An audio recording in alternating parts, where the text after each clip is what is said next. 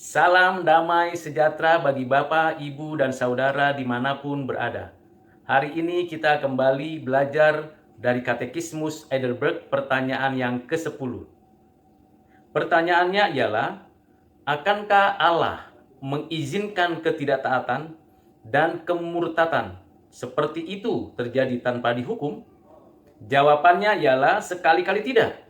Tetapi ia sangat tidak berkenan kepada dosa asal maupun dosa aktual kita, dan akan menghukumnya dengan penghakiman yang adil, sekarang dan secara kekal. Sebagaimana telah ia nyatakan, terkutuklah orang yang tidak menepati perkataan hukum Taurat ini dengan perbuatan. Dosa asal dari Adam dan Hawa, karena kita memang umat manusia. Setiap orang sejak dalam kandungan sudah berada di dalam keadaan berdosa. Namun bukan dosa aktual. Bayi dalam kandungan, bayi yang sudah dilahirkan, bahkan anak-anak belum dapat berbuat dosa aktual.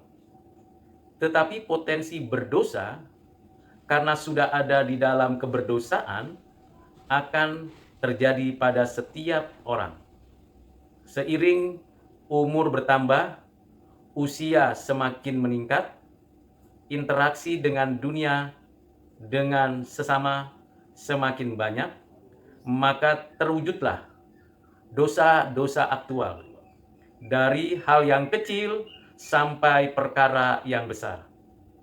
Dosa-dosa aktual dilakukan dengan sengaja atau menjadi kebiasaan buruk yang berakar dari komunitas, baik dalam keluarga atau dalam masyarakat. Dosa-dosa aktual juga muncul dari kebiasaan meniru, melihat, mendengar, mengetahui, baik langsung maupun tidak.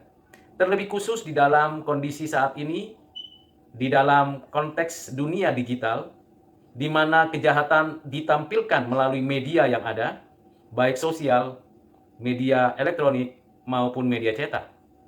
Manusia meniru kejahatan, dan kejahatan terjadi pada diri seseorang.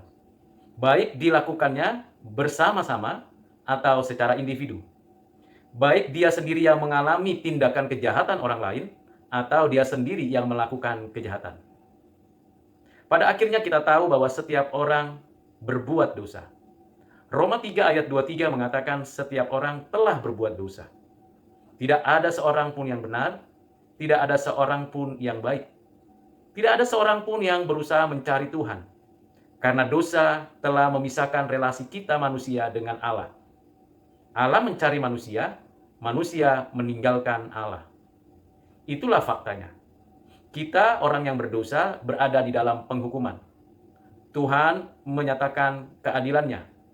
Melalui pemerintah kita tahu bahwa setiap kita yang berbuat jahat melalui hukum yang ada akan diadili dan dihukum sesuai dengan ketentuan peraturan perundangan yang berlaku pada sebuah negara.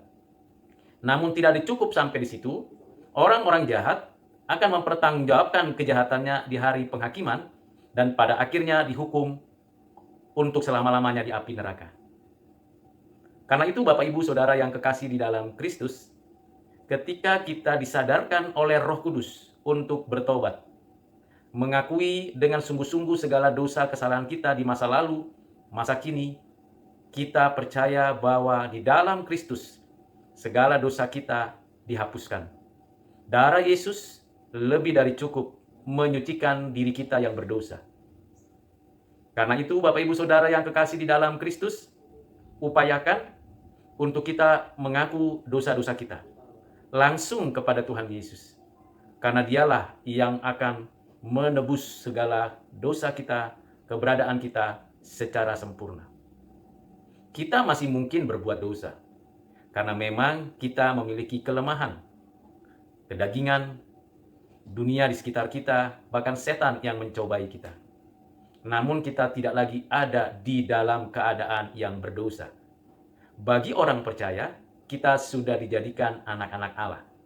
Namun bukan berarti kita sesuka hati berbuat apapun.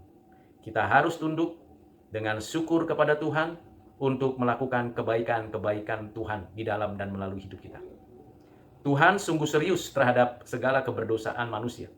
Dia dapat menjatuhkan hukuman dengan berbagai macam cara, mulai dari penyakit, derita, kesusahan hidup, sampai pada kematian.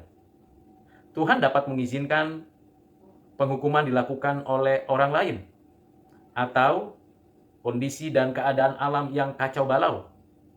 Tuhan pasti menghukum sesuai dengan kehendaknya, yang adil, yang suci, yang benar. Karena itu, Bapak Ibu Saudara yang kekasih di dalam Kristus, mari kita sungguh-sungguh hidup suci dan kudus, dan sungguh-sungguh menikmati hidup yang baik di dalam Tuhan. Kiranya pertanyaan ini menjadi renungan bagi kita dan sekaligus mengintrospeksi hidup kita. Mari kita serahkan diri kita ke dalam tangan Tuhan supaya kita hidup di dalam terang-Nya. Dalam nama Tuhan Yesus, kita diberkatinya. Amin.